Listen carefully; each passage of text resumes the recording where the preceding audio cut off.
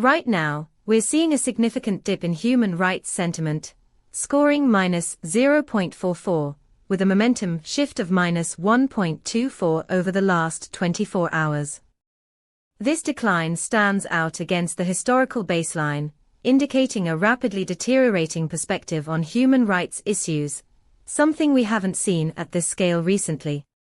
Our API returns detailed sentiment data, including sentiment scores, momentum shifts, and semantic clusters, helping you grasp the nuances behind these numbers.